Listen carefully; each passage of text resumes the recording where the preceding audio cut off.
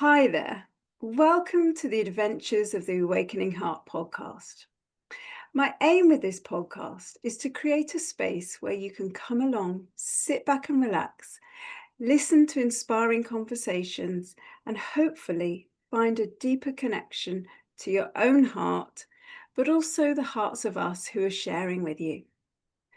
These conversations cover many topics, but always the heart sits at the very center of each and every discussion. But just because the heart is the common theme, that doesn't mean these conversations are always easy and light. The heart sits at the center of all life, and in fact, its wisdom can be most needed when we're going through challenges and darker times. So we don't shy away from the more difficult topics. And today, with my good friend Grace Loveday, we will be exploring the subject of death. Now, even as I say that word, I can almost feel the shudders of fear and resistance coming from some of you. But death is as much a part of our earthly experience as life. Things around us in our physical environment are constantly degrading, declining, wasting away, and finally leaving. And yet we prefer not to focus on this aspect. Instead, we're always reaching towards what is fresh, new, and growing. For many people, they carry a real fear of death, understandably, as there's so much associated with it that's unknown. But as Mark Twain once said, the fear of death follows from the fear of life. A man who lives fully is prepared to die at any time. And so today, Grace and I will dig into the fears that surround death, as well as talking about what it may feel like to be facing death, our own or that of someone we love. And I hope this conversation will bring you new insights, perhaps some reassurance, and mostly I hope it will help you see how it's perfectly possible to not only live, but also to die heartfully. So I've been lucky enough to know Grace for around 20 years, since we both worked as senior team members at Penny Cancer Care. So let me tell you a little bit about this special lady. Grace originally trained as a nurse, then as a massage therapist, and more recently as an interspiritual minister. She spent over 20 years working in the field of cancer care, both in orthodox and complementary health settings, and in both clinical and teaching roles. Grace currently lives in the beautiful Welsh Marches, where she runs her private practice as a somatic therapist and spiritual counsellor, and leads a fortnightly meditation group. Her passion is to educate, support, and empower people, particularly in the area of end of life. And she's the co-founder of Wings of Change, a small organisation providing people the opportunity to learn about and discuss all manner of things around end of life, dying, death, grief, and bereavement.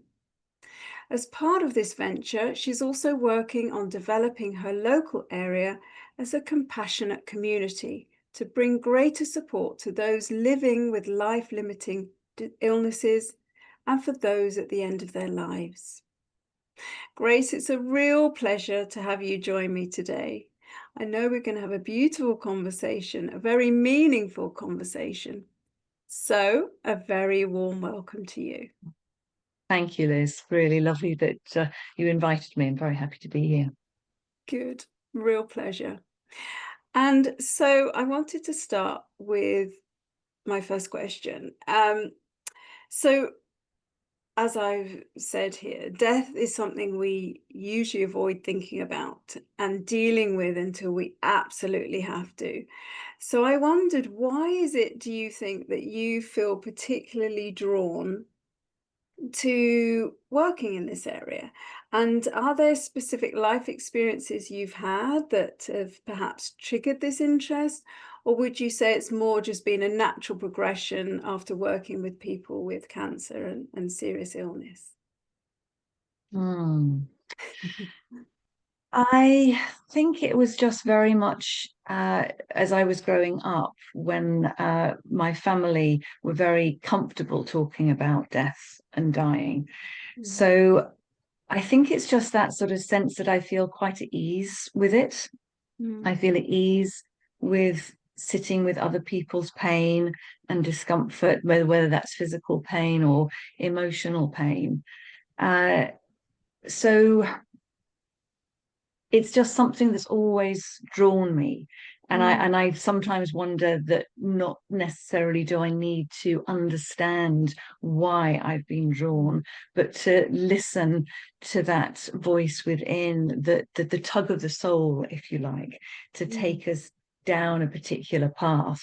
And when I chose to move into nursing, it was something that I knew that I wanted to do right from the very early days, that was the speciality I wanted to move into, was working with people with life-limiting illnesses. I didn't think necessarily cancer, but that's where I went. And I was just always very interested in the challenges that people face, and also had a real passion for finding ways to help people live as fully as they could up until the point of death, and then to have as good as death as possible, whatever that might mean to somebody. And that means so many different things to different people. But so it's been quite a direct route into this work, but pulling on lots of different themes and threads along the way. Mm. Interesting. And I know that you feel that it's not only beneficial, but really important for anyone and everyone, I would say, to reflect on death, their own death, but also the fact that we all lose loved ones at some point. And important to reflect on that before arriving at that point, and whilst we're still fully engaged in life. So why do you feel that is important? What are the benefits of allowing our mind to go to those places a long time or way before it actually happens? I think because when we get to the point of our death, when we're on our deathbed, there are so many other things that are going on. It feels like that is too important, that the review of our life and reflecting on life and our values and what we want out of life, it's too late and too important to leave that to our dying time. So to be able to allow death to walk alongside us in life, I think helps us to live life more fully, with more appreciation, with more gratitude, to encourage ourselves and to find ways that we can become more truly who we are, and who we are meant to be, before we find that we're coming to the end of our lives. And life is fragile. We are vulnerable beings, and life and the end of our lives are unknown. So that sense of living life and being present in the moment, I think, is important, whilst also having some connection with and appreciation of and looking forward to, well, not looking forward to dying, but looking forward in terms of our intention of how we want to approach our death, and thinking about that, exploring that, talking with others about that before we are faced with it, I think can be really beneficial, and it's less charged perhaps Yeah. then. Yes, absolutely. Maybe then more difficult to have those conversations because we can feel that death is so far away, when maybe we've had ill health or have had a diagnosis of a life-limiting illness that does focus the mind. And and maybe helps to motivate us to have more of those conversations. But if we can do it beforehand, then maybe that is also helpful. And there are obviously practical things we can think about in terms of our own death, what our desires are, what our wants are. But there's also deeper questions we might want to ask ourselves and reflect on regarding our own death or the death of a loved one. What would you say are some of the pertinent questions we should ask ourselves as we come to reflect on death that maybe are more sort of the deeper questions? And that's quite a big question. I think very much it's about looking at our values, Yeah. what's important to us, and are we living true to those values? And I think so often we can become a little misshapen in who we are, that we can shape ourselves in order to please other people. We can be doing things in order to meet the expectations of others or of society. And we can live our lives in a way that's not true to ourselves. And we can maybe fool ourselves that we are living life as we want to, but not giving ourselves a space to reflect on that and to give ourselves an opportunity to change. So I think really having those honest conversations with ourselves, with those people that are close to us and who love us, who can help reflect back to us those things. So to really discover who we are, who we want to be, what's important to us. That there are some people who, there's a woman called Caroline Mace who has written some very interesting books, one of them called Sacred Contract. And some people might believe that we have agreed to do something on earth when we were spirits back in the spiritual realm. And whether you believe that or not, perhaps there is some purpose and meaning to this life that we're leading now. And what is that? Are we actually being true to that? Are we being honest with ourselves? And are we living the life that wants to live through us? So I think those are some of the questions that are useful to explore and discover for ourselves. You're making me think of Bronnie Ware, who wrote the book, The Top 5 Regrets of the Dying. She worked as a carer, a live-in carer, supporting people who were in their last weeks of life. And she then wrote a book after having hundreds of conversations with those people over years. She wrote a book putting down what came up as the most common themes in terms of the regrets that people had about their life. And the most common one was people wished that they had lived a life that was more true to them, more true to their desires and needs and wants, rather than sometimes living a life that other people felt they should live. So that's sort of very much what you're saying, that, it's good to really reflect on, where maybe we can still, if we're still living, where we can, really tune in to what it is that drives us, whether, like you say, it's something that we agreed before we were born, or whether it's something we've just felt in our heart throughout our life. Have we fulfilled those things? So yeah, these are deep questions. And how how would people go about that in terms of if someone's not used to sort of sitting down with themselves and having those honest conversations? Do you think it's something we can do on our own? Do you think it's better to do it with maybe a loved one, a friend, or a therapist? How would someone go about sort of really delving into those deep areas and asking those deep Mm, questions? mm. I think any and all of the above that you've Mm, just said. mm, But I think it can be really helpful to have somebody alongside you to help facilitate mm, those inquiries. mm, It can be quite a big thing to do for ourselves.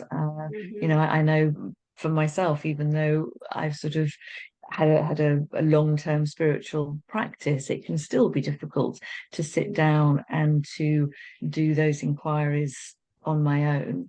mm, So to have somebody who you can have those conversations with, I think is really helpful. And that might be a loved one, a friend, mm, a therapist.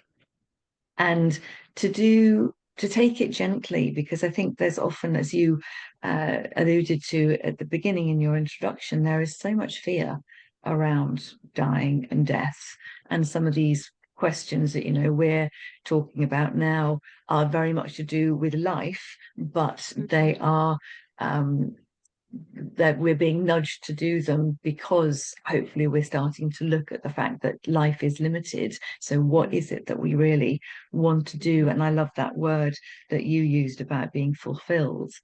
mm, That, yeah, we I think, isn't it lovely to have reached the end of our life and to feel that we have mm, fulfilled mm, um feel a sense of fulfillment and fulfilled mm, our contract, or whatever that may mean to mm, you. mm, So yes, I think it's doing it at our own pace. mm, And it's also, I think sometimes people can think that, so I have to achieve something big, I have to mm, do mm, something momentous. And it's mhm, not about that. It's mm. sometimes just simply about being, I just want to be a really good friend. I Yeah. really want to be the best mother that I can be. Mm, mm, Um, I, have a real desire to go to Paris and do a cordon bleu cookery course. yes. So, it's what's your passion? What's Mm, important to mm, you? mm, You mm, don't have to be achieving great things and to be the CEO of some huge company. mm, It's just about fulfilling those desires and um, needs, and fulfilling our heart, to come back to the mhm, heart, mm, very much about where do we find that are following our bliss, what makes our mm, heart sing. mm, It's mm, those sorts mm, of things, and those we could certainly do on our own, simply by tuning mm, in to our own being, our own body, which mm, is where the wisdom lies. mm, mm, And getting that sense of thinking about what we're doing, what our dreams are, what is it that makes us excited, what is it that makes our hearts swell, what is it that gives us a sense of, opening and curiosity and mm, excitement, mm, and also what is it that makes us feel heavier or slower, or mm, that's kind of, mm, the heart sink, mm. um, and be led by that. I mean, the heart sing versus the heart sink. I often talk to people about that. And I think if we do that on a daily basis, if we just spend a few moments to tune in and ask ourselves today, what is it that would make my heart sing? And is there anything that's in my life that's making my heart sink? And just to reflect on that on a daily basis, if we were Mm. all to do that every day, just imagine how different our lives would be. And that It, is easy to do on our own, and it it doesn't is. take long to do it. No, So no, it uh, doesn't. again, I think it's, one of these practices to be doing throughout the day, which can just be done in a moment of just keep checking in with yourself. How's this feeling in my body? What are my emotions at this moment? And is there a shift that might need to take place? Can I do something differently? Can I reframe it for myself? Does it need to be done? Why am I doing this?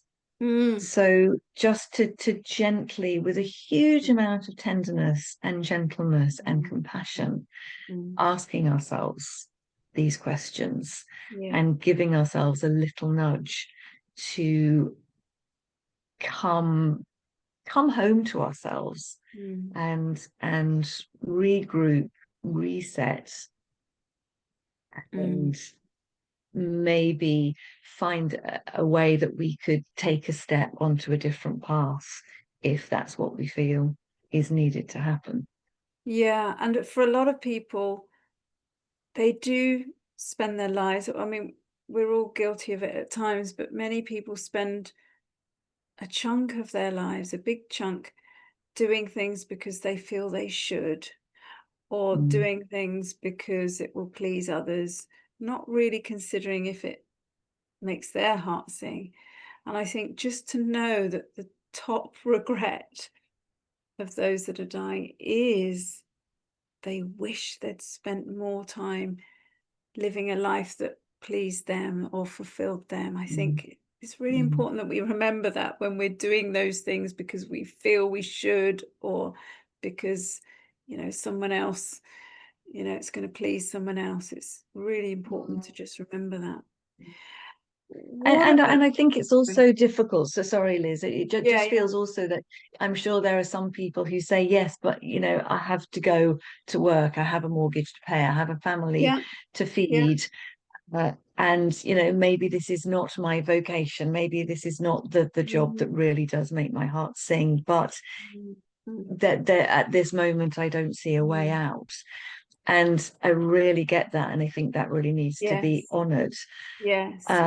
And are there things around that can be given space, and you can find places where there is joy, even if it's on the commute to work, to be able to take time and space to, I don't know, I mean, they talk about smelling the roses, but that sort of thing, taking the time just to take a moment to pause at something that you find beautiful, something you find extraordinary, and take the moment to take that on board, absorb that into your body, and feel the joy of that alongside maybe the difficulty and the challenge of something else that also needs to be done.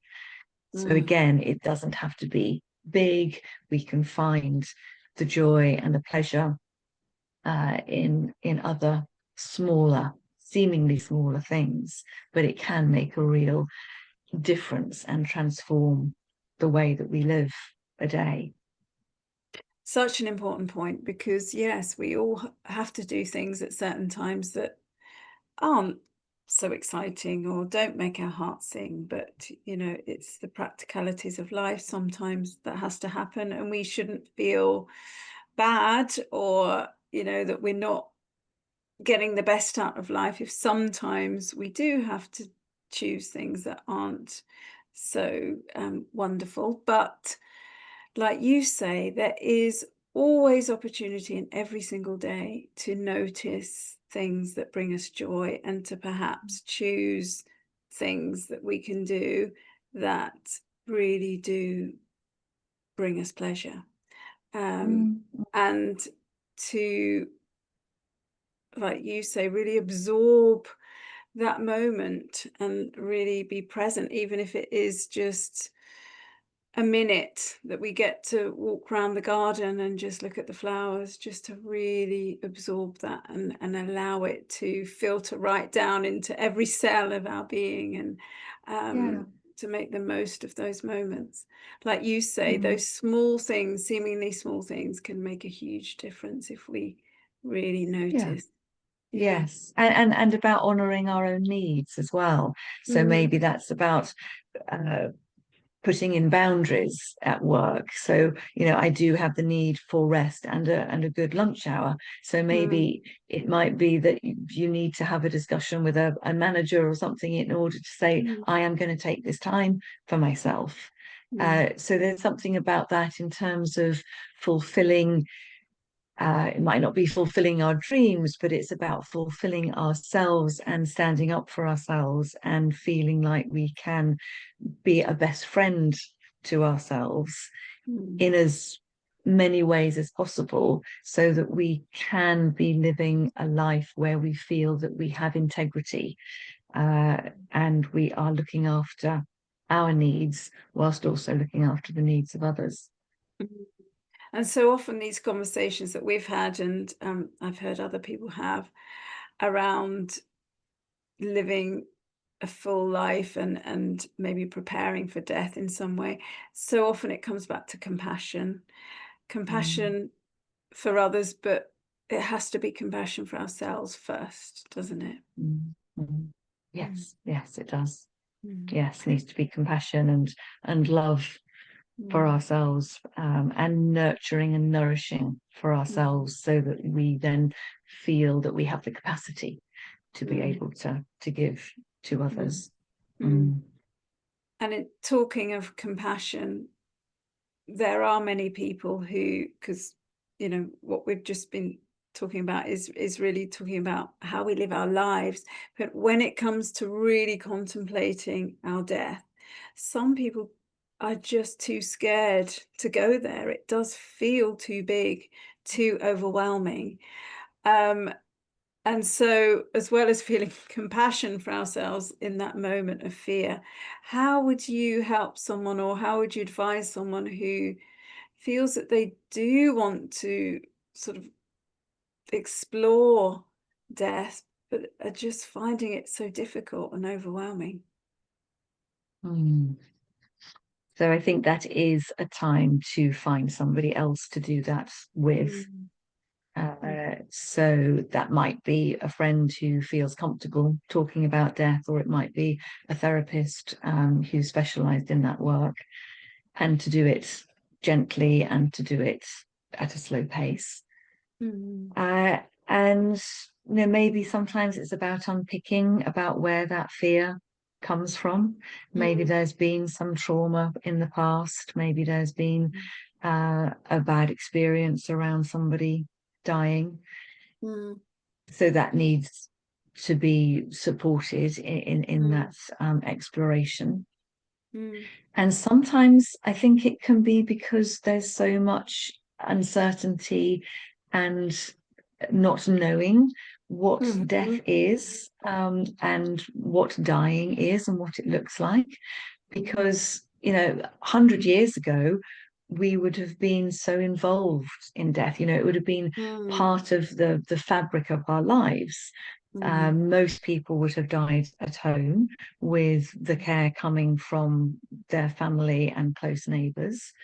When somebody has died, their body would probably have been in the house for maybe 2 or 3 days. People would have come in, visited the body, paid their respects to the body, to the family.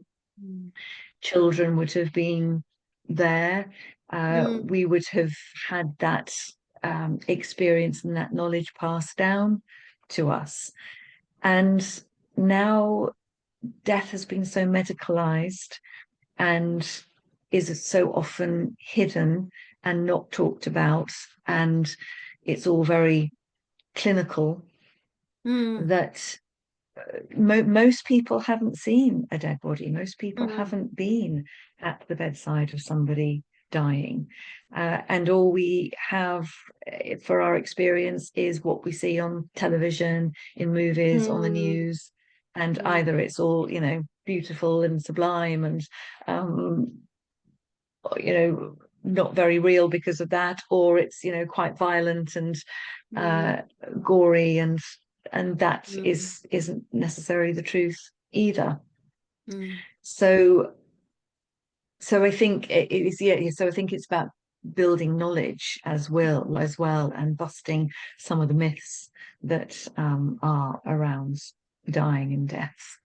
So there are many ways of doing that. There's the movement of the Death Cafe, which is now in many towns and cities, where people can go along and talk in fairly informal environments about all sorts of aspects around dying and death. And many people have written very good books. I mean, there's Dr. Catherine Mannix, who's written a lot around that, and various bits on YouTube where people can find out. She talks in such very easy, plain terms about what to expect when somebody is dying. And I think that can be so helpful to know what to expect when somebody is dying, so that you can be alongside someone, or when you're preparing for your own death. I wonder why it's changed so much in terms of death was very much present, like you say, and when someone died, they usually died at home and family were around and children weren't hidden away from it. It's not so long ago that it was like that, but it's changed so much, and has become so much more medicalized and taboo subject. I wonder why that's changed so much. I don't know. I mean, whether that's because of the NHS coming into being, and so we had much more access to medicine, and you know, I mean, it's like childbirth, isn't it? Yeah, You know, also childbirth happened in the home, and then it got taken over, and you know, was people were encouraged to go to hospital, and then you know, more fear around that. Although, having said that, maybe more fear, but also then there were put in place very good plans. So we had very good birth plans and very good preparation for giving birth, with going to classes and getting your partner on board and all of those things. And so often that is used as an argument for what we should be doing with death. We should have our death plan, and we should be talking about it, and we should be preparing ourselves. And people who are pregnant are reading books about what pregnancy is about and what childbirth is about. So perhaps we need to increase our knowledge and our understanding about the process of dying and death. Because you've been running groups, haven't you, for people sort of talking about death, and I think you include some of the practical side, and maybe planning in that. So what would be some of the key things you would encourage people to think about on a more practical level? So lots of practical things we can do. I mean, there's the obvious one of making a will, which so many people don't do. But that is a really important thing to do, and not just for oneself, but also it feels like such a gift to give those people who are going to be left behind after you die, because they will be in a state of shock potentially, and certainly high emotions. And then if they've got to then sort out what's, you know, happening financially, and making those sorts of decisions, that can be such a burden. So to make a will is a really practical and useful and loving thing to do, as is a lasting power of attorney, which can be a very useful thing to appoint somebody you trust who could then make decisions if you lack mental capacity following an accident or an illness, and you're unable to make decisions for yourself. Then an attorney can do those for you. An advance directive is a very similar thing to that, where you can make statements about what it is that what decisions that you would make at the end of your life, if you're unable to have those discussions and make those decisions at the time. And those are both legally binding documents. Do they have to be, is that something you can just do on your own, or does that have to be through a lawyer or a more official You can channel. do it Yeah. through an online portal, through the Office of the Public Guardian. I think that's it. So yes, it's a form that you can fill out online, and then you print it out, so you get it witnessed, so it is a physical document, Right. and then it Yeah. gets sent off.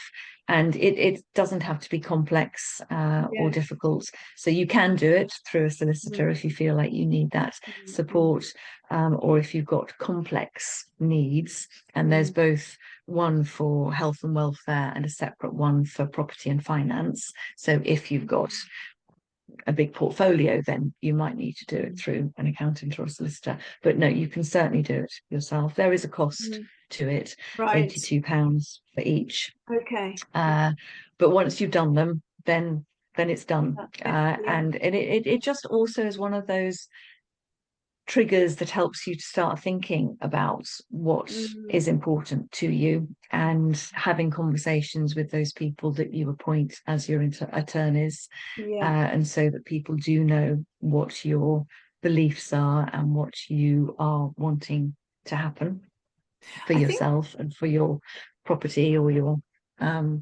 pet, for example. Or yes.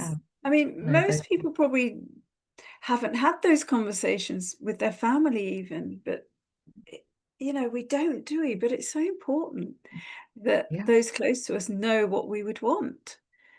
Yes, do you want to be buried or cremated? Yeah. Those sorts of things. Do you have any thoughts about your funeral? What are your thoughts about that? Do you want some input into that before you die? All of those things, I think, can be really helpful, from talking to people who have not had that after somebody has died, or that they're trying to make decisions for somebody whilst they're alive, and trying to make those very difficult life and death decisions for somebody, and saying, I don't know what this person would like. And the stress that puts on somebody is huge and unnecessary. And these conversations aren't always easy to have. I really recognize that. But I think on the whole, from my experience, most people really welcome those conversations. They welcome the opportunity to discuss these things, because it puts people's minds at rest. And then it also means that then we can go, right, that's done. Those practical things are done. And then not when we have things that still need some attention, it's an energy drain. Absolutely. And so even though they might not be on our mind all the time, there's still something kind of there, little on the niggles periphery, in the background. that's taking a part of ourselves away, which I think then prevents us from really being fully present and being fully able to live life. Yes, you're so right. I mean, all of this preparation is allowing us to relax and be fully engaged in living life now. It makes total sense. So I wanted to, if you're okay with this, talk about something you've told me about, which sounded quite challenging but fascinating. You spent some time, and you'll tell me if I'm getting this slightly wrong, but you spent some time imagining or living as if it was your last year of life, didn't you? And then you actually went through the death process, which again sounds challenging but also fascinating. Do you want to tell us a bit about that experience, why you did it and what you got from it? Okay, so there is a man called Stephen Levine, who back in the 70s, he and his wife Andrea, they lived a year as though it was their last year of life, and he wrote a book about it. And it's just some of his reflections on that and some suggestions of how one might approach that and engage with that. So I did that after I had done my interspiritual training. I did it with three of my colleagues, and that was the inspiration. The book was the inspiration. We didn't actually follow the book to the letter, which you can do. He does give a suggestion of how you could work through that, but we met regularly on Zoom every fortnight, and for a whole year, and talked about aspects of living and dying.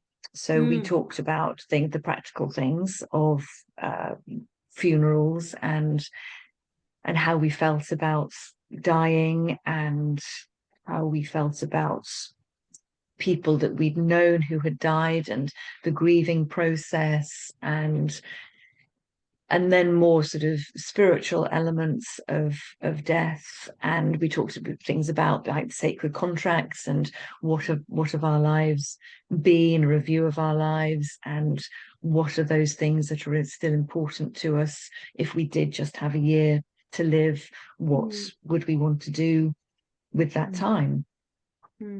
And I think it was just that sort of sense of really wanting to honor how vulnerable and fragile life is, and to give ourselves an opportunity to discuss in a really safe place things that were important to us, or touched us, or moved us, or that we weren't even quite sure about, but gave us an opportunity to explore with people who were then able to gently challenge us or ask questions and draw it out of us.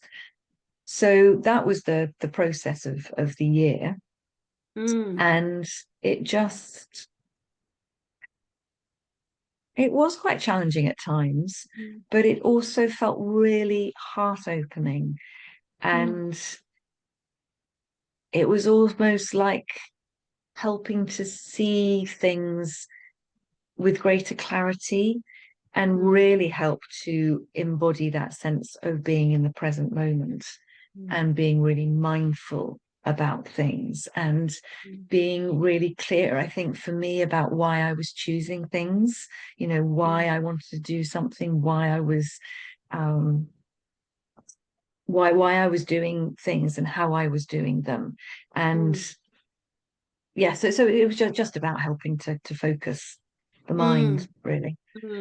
It is quite difficult when you are well to really put yourself in the shoes of somebody who is going to have a shortened life.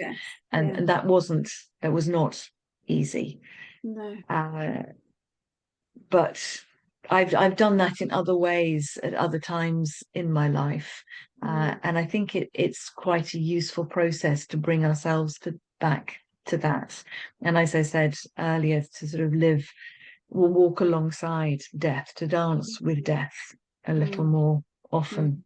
And then it culminated in at the end of the year, creating this ceremony, this death ceremony, that was incredibly moving. And we were very lucky that we did it on a weekend where it was a beautiful weekend weather-wise, and nature is incredibly important to me, has been really part of my whole spiritual life and practice. And so we were very much on the land and allowing the land to support us. And we did it in stages. So our first stage was calling in our allies, our spirits, the helpers to support us on the journey. And then imagining that we were on our deathbed, and doing a review of our lives, and looking at the regrets of our lives, and also doing a forgiveness practice. And that for me was particularly helpful, of looking back and thinking, well, no, I've sort of done all that. That's sort of part of my ongoing spiritual practice. But actually, when it comes to the nub of it, there are maybe one or two things that I still haven't quite resolved, Yes. and needing to ask forgiveness for, or Yeah. offering forgiveness to others. Yeah. And having done that, my colleague who was alongside me, so we had somebody who was in the dying process and somebody who was acting as like a doula, a facilitator. Okay. Yeah. And she said, are you ready now to move to the next phase, which would be the dying phase? And it was like, it brought up this well of emotion and sadness. It's like, no, I don't want to die. And yet, if I have to, actually, there is some element which feels fine and content about that, because I feel like any unfinished business that I had actually has now been completed. There was a real sense of completion and satisfaction and contentment. It's like, okay, I am happy might not be the right word, but able to move to the next stage. Yes. And then we enacted this sort of burial process, and I was read a death meditation, and we had some music, and sort of experienced this state of ascension in a almost like a state of dying. And the experience of that was stepping into unconditional love. I mean, just sort of taking myself back there now sort of brings that emotion back, which was, I mean, it's hard to describe. I mean, language is so unhelpful in these situations, but to almost, it was like an experience of birthing, I suppose, into unconditional love, where there was no judgment, no expectations, and just this enormous welcome back to love, back to spirit.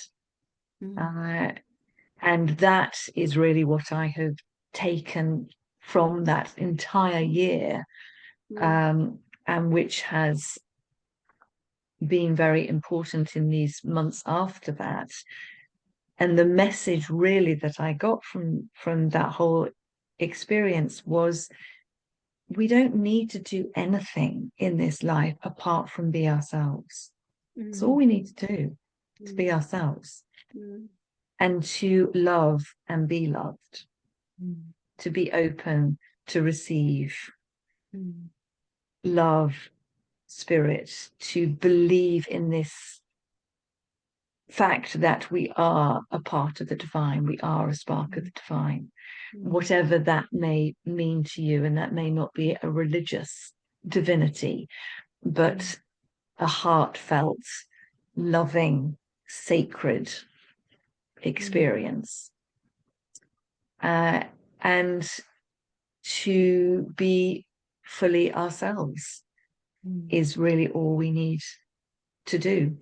And whatever happens in our life, there is no judgment when we die.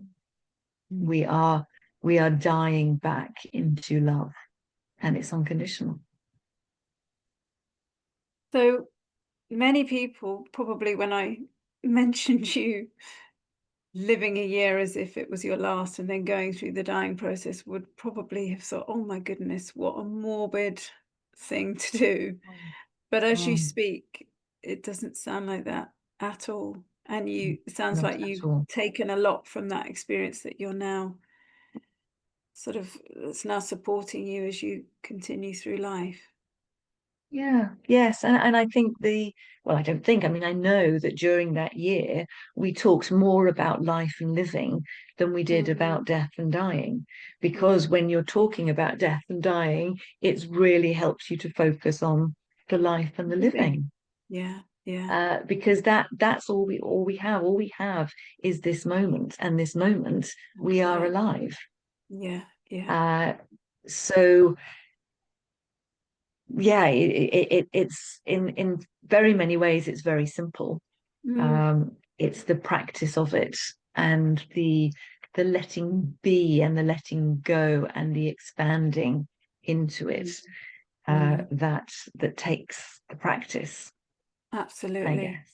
Yeah. It reminds me, talking of another person in their book, of the story of Anita Morjani and Yeah. her dying process, and she actually passed over, had a near-death experience, and then came back and is well and telling her story. But the thing that or the sort of lesson, if you like, that she came back with, the message that she was given in that near-death experience, was what you're saying about being ourselves, and about having, not answering to others, but being ourselves, and loving ourselves. That's really the message that she came back with, which is what you're saying as well. I mean, Yes, yeah. as And it's hard that, isn't it? Because, well, what does yes, that really mean? yeah, What does that really mean? And we need to, I think that's where we need to give ourselves the time and space mm, and the practices and the support to mm, really help ourselves come home. It's about coming home to ourselves. mm, Ram Dass talked about that. We're walking each other home. mm, And again, I think it's that sense of understanding ourselves, opening to our true nature. mm, And for me, I can only do that in the stillness and the silence, and giving myself the space to opening to mm, that, and having some form of sacred spiritual practice. And again, that doesn't need to be religion based. It may be, for many people, that is a huge support, but the sacred can be found in the ordinary.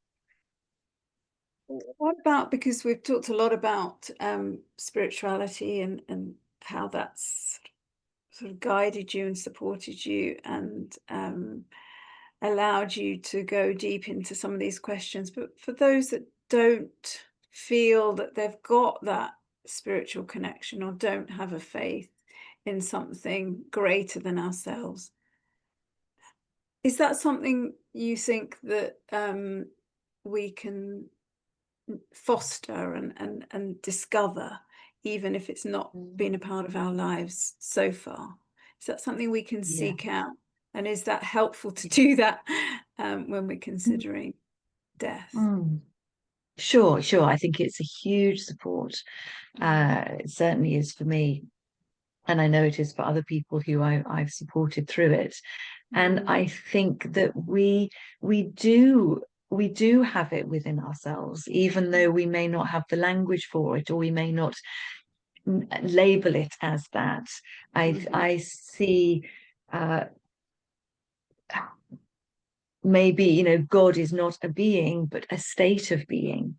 mhm, And when I'm talking about God, I'm not talking necessarily about a religious God, but um, divine, or spirit, or mhm, the great mystery, the universe, universal mhm, energy, whatever it is, however you might mhm, label it. mhm, It is more of a feeling that we have in our body, a state of being, rather than something that we do. So mhm, we can do things in order to foster and to mhm, encourage and support and grow and develop that. But, imagine looking at the most beautiful sunset, and what is it that happens in your body? Where do you feel that in your body? What happens to your heart? Generally, we take a deep breath in, we feel more open, we feel inspired, we feel a sense of warmth or tingling. What is it for you when you are experiencing something extraordinary, or something sublime, or you're looking into the eyes of your lover? What mhm, is it that you're experiencing? That, for me, mhm, is the mhm, spiritual experience. mhm, And those are the things to bring into our lives more, and to seek out more, and to spend more time looking at the first daffodil in spring and going, wow, how did this happen? You know, that those experiences, I think, of that sense of, oh, excuse me, bliss, joy, contentment, inspiration, a feeling of reverence. Where is it that you find that? And that is what will tell you where your spiritual base is. And we can find it in so many different ways. For many people, it is nature, as you're talking about that, but it can be music or art or animals or helping people who are disadvantaged, or it could be through looking at photos of loved ones, or being with loved ones, being with children. I mean, there are so many ways, aren't there? Dancing, singing. There's many different ways, but for everyone, there's something that makes their heart sing, isn't there? Absolutely. Yeah. Oh, that's lovely. So what about grief then? What about when we lose someone we love, someone dear to us? Sometimes, in a way, it's harder for the person who's left behind, or in some ways it is. And is some of your work around preparing people for bereavement and grief and loss? I think, you know, so much of this work helps us to prepare for the loss of someone that we love. So having these conversations and thinking about preparing ourselves for what is going to happen, I think really helps the grieving process afterwards. Doesn't take away the grief. Nothing will take away the grief, because grief comes because we have loved, and who wants to take the love away? So it's, you know, almost like the price we pay for having loved someone. But I do believe that the more we can do the preparation, that we can do the talking, and that we can build the knowledge, and we can have these difficult interactions with each other, does help for sure. And so I think it's, you know, people often say, well, so how do we start these conversations?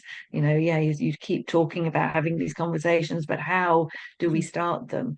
And I think it's important to, if you want to have a conversation with someone, to give somebody some warning about it. So say, you know, I'd really like to talk about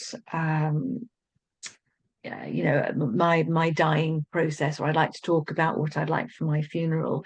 I'm wondering when a good time would be for you to do that. You know, can we meet on Tuesday afternoon over a cup of tea to do that? So it gives somebody a chance to go, oh, okay, somebody wants to talk about this, it's important to them, and I can prepare myself for that, rather than being ambushed by a conversation you're not ready for. And sometimes I think it can be great to have something. So if you're watching a film and somebody dies, or somebody, a celebrity who has died and is in the news, and maybe you can then relate it to that and say, you know, I was watching this film, or I noticed that somebody has died, and it's brought up these feelings for me, and I'm wondering whether we could talk about that, whether it's brought similar feelings for you. So to really get the person you want to talk to and talk with to understand that this is something that's important to you, what it is, the general flavour of what it is that you want to talk about, and then to set a time and to give time for it.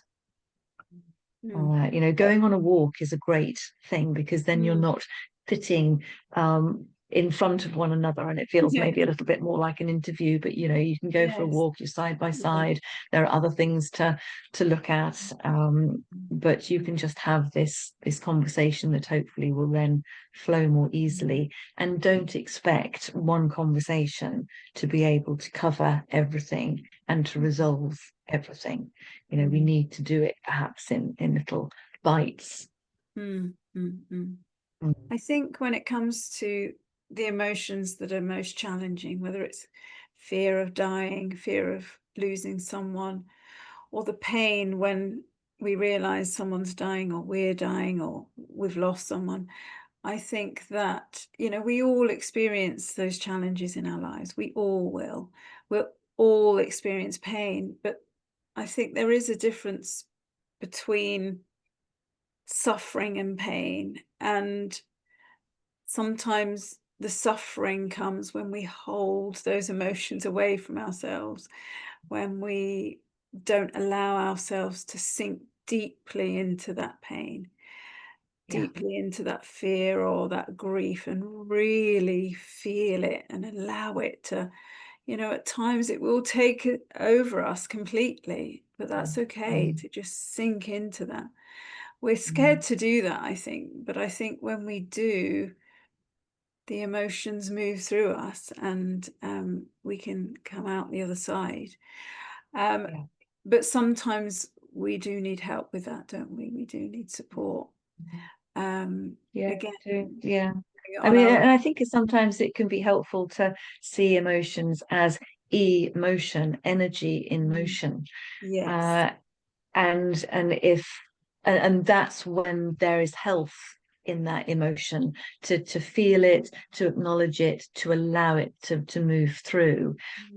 It's when we get stuck and there's not the motion through, there's not the movement, and it becomes stuck, and it is that we're feeling it, but we're maybe we're pushing it away, but it's tugging on the apron strings, and we know that it's there.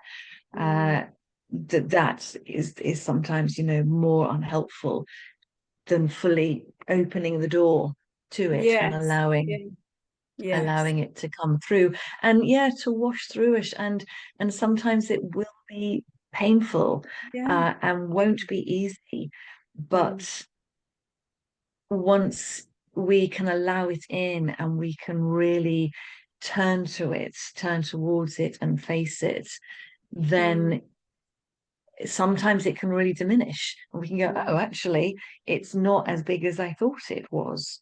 Or it washes through us and we can feel exhausted afterwards, but there seems some sort of cleansing and clarity afterwards.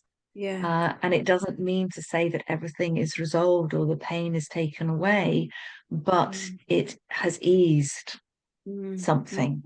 It shifted something. Shifted. And maybe we've got more insight into it. I think we all know, or most people know, the feeling that comes after you have a good cry. You know, after you really feel that emotion and have a good cry, it does feel like something lifts, doesn't it? You move into a new energy, and yes, then you may need to cry again quite soon afterwards. But every time you really allow it, something does shift. Many people say, you know, oh, I'm just too afraid of starting to cry because I think I will never stop. And you will stop. You know, nothing stays the same. But to really allow ourselves to open to the emotion, you know, whether it's sadness, grief, anger, whatever is there, then, you know, it can feel quite scary standing on that precipice, but there is the wisdom in that. And sometimes we have to trust ourselves just to let go and let it be. Yeah. Kind of, I mean, in terms of letting go into it, because I think Yes. sometimes often letting go can be letting go. I have to exile it. I have to Yeah. push it away, and Yes. that I Yeah. think is the problem. You know, we're Yes. not Yeah. detaching from it, but No. we are fully feeling it Yeah. without identifying with it. Mm-hmm. Um, Mm-hmm. but Mm-hmm. it is something that needs to be acknowledged and honored Mm. and felt. Absolutely honored, and to remember that everything changes, because life is change, and life is energy, and like you're saying, energy is motion. It always needs to move. And as we leave this physical world, the energy probably carries on moving, and we don't know what happens afterwards. But if we get right down to the nub of it, we are energy, and energy it's not destroyed, it's only transformed. Yeah. So are there any sort of final thoughts on your whole journey over that year, but also the work that you've done with others, but also with yourself? Is there anything that sort of, I mean, when you speak to a lot of people and read various things, that word love comes up. It sort of very often Mm, comes down to that. Is that something that you also feel? for sure. I think, that is the ground beneath all of this is love. Mm. Mm. And it's the thread that goes through all of the religions, all of the wisdom Mm. traditions. uh, that is the one golden thread that flows Mm. through everything. And I think it's a beautiful thing to feel that we are love, that love resides within us, love flows through us, love surrounds us. And if we can lean back into that knowledge and into that trust, then that can be a huge support on wherever we are in our Mm. journey, and wherever we might be supporting others in their journey. Mm. So, yeah, lean back into Mm. that and open our hearts to receive it more. Yeah. Yes. Yes. Mm. There Yes. is boundless love there. Yeah. And if we can only just open our hearts a little bit more every day to receive love and give love, then I Yeah. think that's the fulfillment of probably most of our highest ambitions, isn't it? To just Mm. live a Mm. more loving life. Yes. Yes. I think also I often go to the poets to get help and solace Yeah. in times of trouble. Yeah. And whilst I was thinking about this, it reminded me of I mean, Rumi is just such Ah, a wise yes. old soul. Yeah. And his poem, The Breeze at Dawn. And I Right. just wondered whether I might just read that, Oh, yeah. because I Please. think it just encapsulates so much of what we've Mm, been mm, talking about. mm, beautiful. Um, Please do. Yes. so Rumi says, Mm. "The breeze at dawn has secrets to tell you. Don't go back to sleep. You must ask for what you really want. Don't go back to sleep. People are going back and forth across the doorsill where the two worlds touch. The door is round and open. Don't go back to sleep." And I just think that is just so much of what we've been talking about, that sense of Mm. not to sleepwalk our way through life, Yeah. to awaken Yeah.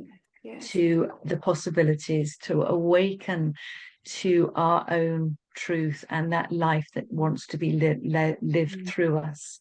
That asking for what you really want, what's really important to you, and where those two worlds meet, the mundane world and the spiritual world, and the Mm. fact that we move between the two. and how our lives have different flavors and different pace, and we move between these different aspects of ourselves. And the invitation to really get in touch with the sacred, our own sacred nature, and whatever we feel is sacred and divine around us. That, yeah, it's just a beautiful, beautiful concepts and teachings. Absolutely. Great wisdom. Yeah, great wisdom. Rumi always has great wisdom. And I have a little Rumi quote that I'm going to read in a moment. And we didn't discuss this, so no, we didn't. That's coincidence. But just before I do, so most of your work, Grace, is local, isn't it? Because I know people are going to hear this conversation and be like, oh, where is she doing her work? But most of your work is local, isn't it, to where you live? Most of it's fairly local in the community. I do most of my work is face to face, but I do work on Zoom. So I do spiritual counselling and grief support Okay. with anyone So people could anywhere. access you from anywhere. Yeah. Of And course. where would they find you if they were wanting to? Have you got a website or? I don't actually have a website at the moment. You need to get So yes. yeah, well, yeah, I'm working on that at the moment, Yeah. but yes, I haven't really been putting myself out there particularly, and just doing very sort of local work. But I'm sure that we could somehow provide my details if people were Yes, if they wanting to wanted work to. with me. Then I would be Absolutely. very open and willing to do that. I would love to do Good. that. And I'm sure we're going to do more work together, Grace. I would love that. Love Conversations that. like this, retreats, I think, at some point Yeah. too. So people Yes. should look out for that. Yes. Well, yes, I do some retreats where I'm working with a colleague locally again, but we are certainly working on those for the new year and beyond. So we can hopefully give those details too. Yes. Well, any details like that we'll put under this video so people can find out more. Grace, I want to thank you so much for your Been a pleasure. beautiful presence, your beautiful heart, your wisdom, your insights, your story. It's all been wonderful. Thank you so much. We will speak again, and I look forward to that. And I just want to say thank you for watching, and I will end with a Rumi quote, more of a quote than a poem. But I think this says a lot, again, as to what we've been talking about. Goodbyes are only for those who love with their eyes, because those who love with heart and soul, there is no such thing as separation. On that beautiful note, thank you again, Grace. Thank you for watching. Thank you. And I look forward very much to connecting with you again soon. Take care for now.